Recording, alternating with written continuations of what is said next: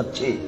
শোনো, আবু হুরায়রা রাদিয়াল্লাহু তাআলা আনহু বলেন, সিনফান মিন উম্মতি ফিন্নার, আমার উম্মতের দুই শ্রেণীর মানুষ জাহান্নামে যাবে, লাম আরাহুমা, আমি তাদের দেখিনি।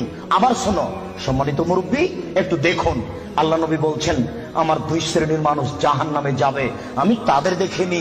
আমার উম্মতের দুই শ্রেণীর মানুষ জাহান্নামে যাবে, আমি তাদের দেখিনি। আমার উম্মতের দুই শ্রেণীর মানুষ জাহান্নামে যাবে, আমি তাদের দেখিনি। তার এক শ্রেণীর মানুষ তুমি, আর এক শ্রেণীর মানুষ তোমার বোন। তোমার বাপকে প্রথমে নাকচ করেছি, প্রথমে বলেছি তিন শ্রেণীর মানুষ জান্নাতে যাবে না, মনে আছে কি? তিন শ্রেণীর মানুষ জান্নাতে যাবে না, তার মধ্যে তোমার বাপ আছে। এবার তোমাকে নাকচ করছি, তারপরে তোমার বোনকে নাকচ করার পরে আলোচনা করব। শুনুন, রাসূল সাল্লাল্লাহু আলাইহি ওয়াসাল্লাম বলেন, আমার উম্মতের এক শ্রেণীর মানুষ হবে মাহুম সিয়াতুন, তাদের হাতে থাকবে লাঠি, কাজনাবিল বাকারে, গাভীর লেজের মতো।